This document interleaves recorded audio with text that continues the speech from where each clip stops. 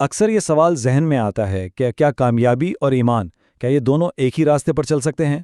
آج ہم اسی سوال کا جواب ڈھونڈیں گے اور ایک ایسا روڈ میپ بنائیں گے جو لازوال اسلامی اصولوں کی روشنی میں ہمارے ایمان کو ہماری معاشی زندگی سے جوڑتا ہے۔ اچھا، ایک سوال ہے، قرآن کی سب سے لمبی آیت کس بارے میں ہے؟ زیادہ تر لوگوں کا خیال ہوگا کہ شاید نماز، روزہ یا حج کے بارے میں ہوگی، لیکن سچ تو یہ ہے کہ جواب آپ کو حیران کر دے گا، اور یہ ہمارے دین کی ایک بہت ہی بنیادی ترجیح کو سامنے لاتا ہے۔ تو جواب یہ ہے کہ قرآن کی سب سے لمبی آیت جو سورۃ البقرہ میں ہے وہ دراصل کاروباری لین دین اور قرض کے بارے میں ہے۔ اس میں تفصیل سے بتایا گیا ہے کہ معاہدوں کو لکھنا کتنا ضروری ہے، مالی حقوق کی حفاظت کیسے کی جائے اور کاروبار میں شفافیت کیسے لائی جائے۔ اب دیکھیں، یہ بات ہمیں فوراً ایک بہت اہم نقطے پر لے آتی ہے، وہ یہ کہ ہمارے مالی معاملات یہ کوئی دنیاوی چیز نہیں ہے، نہیں، یہ ہماری عبادت کا اور اللہ کے ساتھ ہمارے رشتے کا ایک مرکزی حصہ ہے۔ تو چلیں اب ذرا گہرائی میں جاتے ہیں اور اس کیوں کو سمجھتے ہیں، یعنی اسلام دولت اور کاروبار کے حصول کو آخر دیکھتا کیسے ہے، اس کا نظریہ کیا ہے؟ اور دیکھیں، قرآن اس معاملے میں بالکل واضح ہے۔ وہ کہتا ہے کہ دولت بذات خود نہ اچھی ہے نہ بری، یہ تو ایک آزمائش ہے، ایک بہت طاقتور ٹول جس کا نتیجہ اس بات پر منحصر ہے کہ اسے استعمال کیسے کیا جاتا ہے۔ یہ سوچ ہمارے پورے مائنڈ سیٹ کو بدل دیتی ہے۔ ہم دولت کے مالک نہیں بلکہ امانت دار بن جاتے ہیں، اور پھر آپ دولت کیسے کماتے ہیں اور کہاں خرچ کرتے ہیں، یہی چیز آپ کے اجر یا سزا کا فیصلہ کرتی ہے۔ اب یہاں ایک بہت ہی دلچسپ بات ہے، اللہ تعالیٰ ایک خاص لفظ استعمال کرتا ہے، قرض۔ غور کریں، اللہ اسے عطیہ یا صدقہ نہیں کہہ رہا، بلکہ اسے ایک یقینی، گارنٹی شدہ سرمایہ کاری کے طور پر پیش کر رہا ہے۔ اس سے قرض کہنے کا مطلب ہی یہ ہے کہ اللہ اس حتمی بزنس ڈیل پر منافع کی گارنٹی دے رہا ہے۔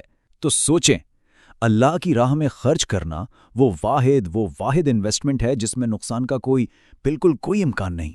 اچھا، اب اصولوں سے ہٹ کر ذرا لوگوں کی بات کرتے ہیں۔ مسلمانوں کی پہلی نسل وہ صرف روحانی طور پر عظیم نہیں تھی، نہیں، ان میں بہت سے لوگ شاندار کاروباری ذہن رکھتے تھے، وہ لوگ جنہوں نے اپنے مال سے اس دین کو سہارا دیا۔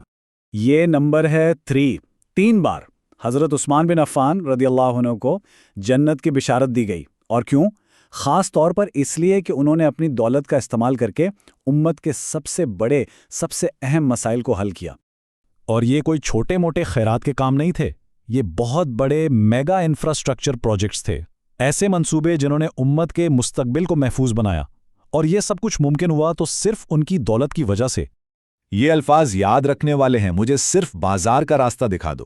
یہ تھے عبد الرحمن بن عوف رضی اللہ عنہ، جب وہ ہجرت کر کے مدینہ آئے، جیب میں کچھ نہیں تھا اور ان کے انصاری بھائی نے انہیں اپنی آدھی دولت کی پیشکش کی۔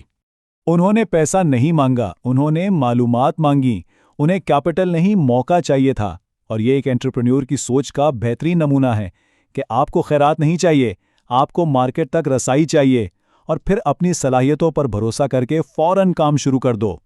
تو ٹھیک ہے، ہم نے یہ تو دیکھ لیا کہ کاروبار کیوں ضروری ہے، اور یہ بھی دیکھا کہ ہمارے اسلاف نے کیسے کیا۔ اب سوال یہ ہے کہ کرنا کیسے ہے، وہ کون سے اخلاقی اصول ہیں جن پر چل کر ہمارے کاروبار میں برکت آتی ہے؟ دیکھیں، یہ صرف اچھی باتوں کی ایک لسٹ نہیں ہے، یہ ایک پورا پریکٹیکل فریم ورک ہے، اور اسی فریم ورک پر عمل کرنا ایک عام بیرو ڈیل کو ایک بابرکت اللہ کی رحمت والی ڈیل میں بدل دیتا ہے۔ اور اس معاملے میں ہمارے نبی صلی اللہ علیہ وسلم کی رہنمائی بالکل صاف ہے۔ آپ کے کاروبار میں برکت، یعنی اللہ کا فضل اور اضافہ، اس کا براہ راست تعلق آپ کے اخلاق سے ہے۔ آپ ایماندار ہیں تو برکت ہے، نہیں ہے تو برکت اٹھا لی جاتی ہے۔ یہ حدیث تو الٹیمیٹ ریٹرن آن انویسٹمنٹ دکھاتی ہے۔ ایک شخص تھا جس کے پاس کوئی اور بڑی نیکی نہیں تھی، لیکن اس کی ایک عادت تھی، وہ کاروبار میں قرض کے معاملے میں لوگوں کے لیے آسانی پیدا کرتا تھا، تنگ دست کو معاف کر دیتا تھا، تو اللہ نے اسے معاف کر دیا۔ تو چلیں ان سب باتوں کو اب آج کے دور سے جوڑتے ہیں۔ ایک مومن کے طور پر آج کے زمانے میں دولت کمانے کا ہمارا حتمی مقصد کیا ہونا چاہیے؟ کیونکہ سچ یہ ہے کہ آج امت کو، پوری مسلم کمیونٹی کو دولت مند اور با اخلاق مسلمانوں کی شدید ضرورت ہے، ایسے لوگ جو بڑے ادارے بنا سکیں، بڑے منصوبوں کو فنڈ کر سکیں اور دنیا میں ایک حقیقی مثبت تبدیلی لا سکیں۔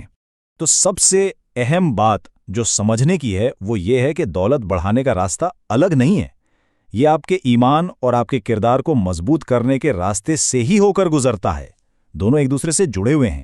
تو آخر میں یہ پورا فریم ورک صرف ذاتی کامیابی کا نہیں ہے، نہیں، یہ ایک دعوت ہے، ایک چیلنج ہے کہ ہم بڑا سوچیں، کچھ ایسا بنائیں جو ہمیشہ قائم رہے، جو امت کی خدمت کرے اور ہمارے لیے ایک نہ ختم ہونے والے اجر کا ذریعہ بن جائے۔